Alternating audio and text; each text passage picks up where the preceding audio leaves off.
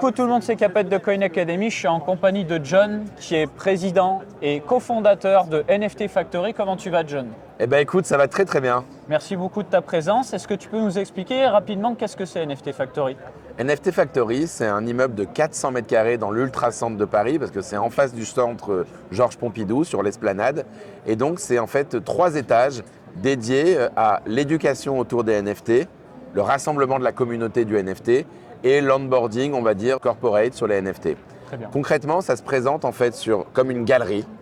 Et c'est ça qui est génial, c'est que tu sais, il y a tellement de trafic, il y a plus de 2000 personnes qui viennent chaque semaine dans cet espace, complètement par hasard. Ils n'ont aucune idée de ce que sont les cryptos, aucune idée de ce que sont les NFT. Cool.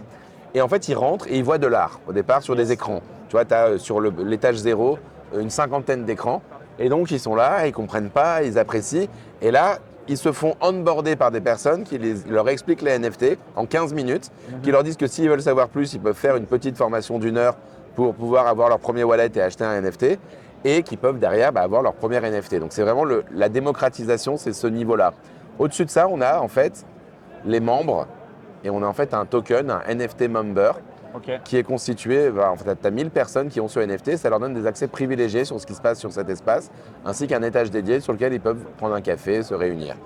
Et puis enfin, il y a des formations pour les grands groupes, il y a des événements privés pour les grands groupes, et puis au final, c'est un projet un peu particulier parce que je suis le président, comme tu l'as dit, mais en fait, on est 130 fondateurs. J'ai initié le projet, mais en fait, tout le monde a un peu contribué dans ce projet pour qu'il existe, et on est 130 fondateurs qui sont que des personnes clés des NFT en France.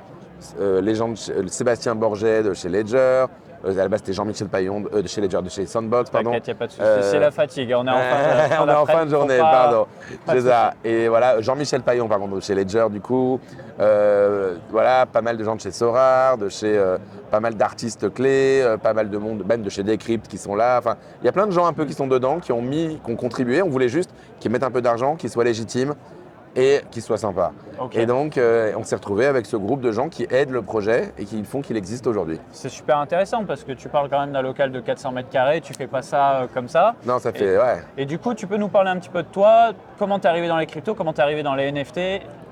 En fait, c'est marrant parce que moi, franchement, les cryptos, j'étais pas trop dedans. Ouais. Ça veut dire que j'avais une boîte d'événementiel qui s'appelait hackathon.com, connue aussi sous le nom de Be My App en France. On organisait depuis 10 ans des events tech.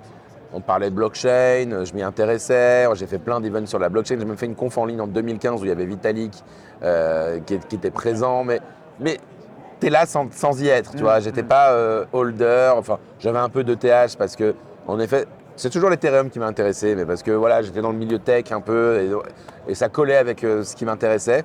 Mais j'étais pas plus que ça. Et c'est vraiment, en fait, il y a 3 ans, au tout début du confinement, que là, j'ai commencé on m'a parlé lorsque j'organisais un événement, une conf justement, encore une fois, sur la blockchain. Mes co-organisateurs m'ont dit, tiens, on parlait toujours, t'achètes quoi? Bon, je m'intéressais quand même un peu au trading. T'achètes quoi? Tu vends quoi? Ah ouais, ça c'est marrant, BNB, je sais pas quoi. Et là, il me dit, j'achète un LEND dans Sandbox. C'est un métaverse. Et là, je me suis dit, tiens, c'est intéressant, bizarre, peu commun. Donc, potentiellement, quelque chose qu'il faut essayer, quoi. Et donc, il m'a dit, ça vaut 100$ le terrain, tu peux aller dessus. Et donc, je suis allé sur cette selle, un peu comme ça. Donc, c'est là que j'ai créé mon wallet. J'ai commencé à faire tout ce qu'il fallait. Et j'ai appuyé sur des petits points jaunes sur une marque pour pouvoir acheter des laines. Je me suis dit, bon, c'est très bizarre. En plus, j'étais dans un groupe WhatsApp, en fait, avec tous les gens qui m'avaient mis là-dedans. Et j'étais le seul à réussir à minter. Alors que j'étais le newbie, tu vois. Ouais, je vois. Et en fait, du coup, je me suis dit, putain, ils m'ont fait un putain de scam, là. Ils m'ont tous mis dedans en mode, bravo, merci, allez, salut. Et donc, j'ai acheté les terrains, c'était rigolo, mais voilà.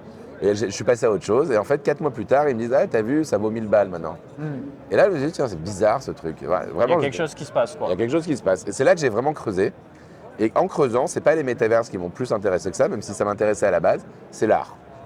Et là, en fait, j'ai creusé encore plus et je me suis dit, en fait, il est en train de se passer une révolution qui va bien au-delà des cryptos, qui va bien au-delà de la DeFi, qui va bien au-delà de la tech, qui est en fait juste l'équivalent d'une nouvelle révolution artistique. Et en fait, tu as le nouveau Picasso, tu as le nouveau Banksy, tu as le nouveau De Vinci. Ils sont en train de faire des trucs de ouf, là. Sauf qu'ils s'appellent Xcopy, Pack, Beeple. Et dans 50 ans, ces gens-là, eh bien en fait, ça va être des monstres qui seront dans les livres d'histoire. Ouais. Et je me suis dit, je très peux bien. me payer pour quelques centaines de dollars un Picasso. C'est comme ça que j'ai pensé le truc. Ouais. Donc je me suis dit, j'ai commencé à collectionner. C'est marrant, d'accord. Ok. Et du coup, après, comment ça s'est fait jusqu'à NFT Factory du coup? Eh ben, j'ai collectionné. Donc je suis devenu collectionneur, en fait, comme on dit, collectionneur de NFT. Et en collectionnant, en effet, j'étais dans mon coin, je collectionnais, on me prenait un peu pour un mec bizarre, mais c'est normal. Et jusqu'au moment où ça a commencé un peu à frétiller. Donc frétillement, tu vois, c'est il y a 2 ans à peu près, début 2021. Ouais, 2021. Début 2021, tu Les vois. punks, les Voilà. flips de NFT dans tous les sens. Voilà. Là, ça s'excite. Et là, il y a plein de gens qui savent que je suis dedans, qui m'appellent. Il faut que tu m'expliques, c'est quoi le machin, qu'est-ce que j'achète. Et j'avais tellement de coups de fil, en fait, que j'ai commencé justement à un moment à définir un horaire avec mon ami Rémi qui est là, qui connaissait rien et qui voulait absolument être dedans. Et en fait, en posant juste après avoir posé mes enfants à l'école et avant de commencer mes réunions du meeting de bureau, j'avais un slot de 3/4 d'heure et j'ai dit dans ce slot-là, je fais un call avec les gens qui sont intéressés pour leur parler de ça. Et en fait, c'est le moment où Clubhouse existait. Yes, et donc j'ai dit plutôt que faire un call, maintenant qu'il y a 3-4 personnes, je vais vous faire un Clubhouse. L'ancêtre de Twitter Space. L'ancêtre de Twitter Space. Et ça a commencé avec un Clubhouse, je l'ai appelé NFT Morning, donc c'était le début. Et à la base, c'était moi, et les 50 premiers épisodes, c'est moi qui explique les NFT. Donc je dis, voilà, ça se passe comme ça, les problèmes, pourquoi, les artistes, les plateformes, etc. Donc, au départ, c'était 3-4 personnes, et c'est devenu une communauté de plusieurs milliers de personnes qui, tous les matins, ont commencé à écouter en direct. Petite routine, voilà, la petite routine, ou bien ensuite en podcast, c'est devenu quelque chose en différé. Donc on a commencé à développer un peu ce jeu-là. On a fait un livre dans la foulée qu'on a sorti aussi en avril, juste après que Beeple ait fait sa vente à 70 millions, qui s'appelait NFT Révolution, qui était aussi le premier livre francophone, d'ailleurs un des premiers livres au monde sur le sujet, tu vois. Et ça a rassemblé une communauté de gens qui sont dans les NFT. Et on a commencé du coup à faire des événements avec eux, des meet-up, tu vois. Donc on a fait ce qu'on appelait des non-fungible meet-up, tout simplement, pour réunir les gens. Et c'était pareil, quoi.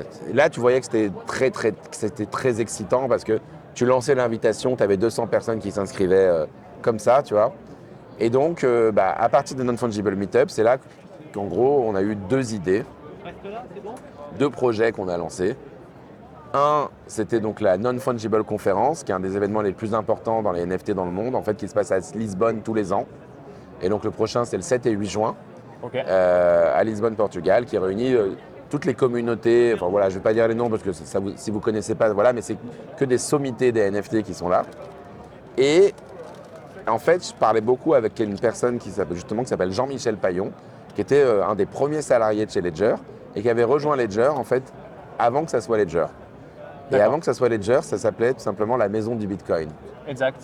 En fait, c'était la maison du Bitcoin, qui était une entité, donc un lieu physique, qui a onboardé en fait énormément de personnes dans le Bitcoin. C'est vrai. Tu vois. C'est vrai. Et lui, il a découvert les Bitcoins comme ça. Alors après, en fait, pour la petite histoire, à un moment donné, il y a eu tellement d'événements là-bas que la communauté il y a eu une fusion de plein de projets qui est devenu Ledger.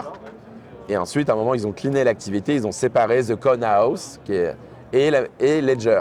Et donc, il y a des fondateurs qui sont partis d'un côté et d'autres qui sont partis de l'autre, avec des participations croisées, enfin voilà, choses comme ça. Et donc, il a dit, il faut créer un espace pareil, sur le modèle de la maison du Bitcoin, c'était ça l'idée, qui onboard les gens, qui fasse découvrir les NFT au plus grand nombre, avec un truc qui a pignon sur rue. Et donc, on s'est dit, OK, on pourrait faire un espace pignon sur rue, bon emplacement, pour que les gens, avec un guichet, un comptoir, où les gens peuvent commencer à acheter leur premier NFT. Et donc, on a commencé à réfléchir à ça à 2. Dans le petit groupe de discussion, il y avait aussi Sébastien Borget de Sandbox, il y avait quelqu'un qui s'appelle Benoît Couty, qui est le fondateur du premier musée dans les métaverses qu'il avait fait en 2018, qui est un très gros collectionneur. Il y avait Luc Jodet, qui était chez Ariani et qui est maintenant chez Xange.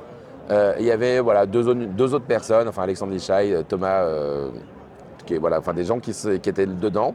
Yes. Thomas Gavache, voilà. Et donc on était 7 et on a dit on y va, on met tous un peu d'argent et on va trouver un espace. Et en fait, on a commencé à chercher l'espace et le temps qu'on cherche l'espace, on en a parlé.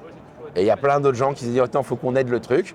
Et c'est comme ça qu'on s'est retrouvé avec 130 personnes en fait qui ont fait une sorte de collectif et qui ont tous été à l'initiative du projet et qui ont aidé à la fois à financer l'espace et qui ont aidé à le lancer, donc cette NFT Factory.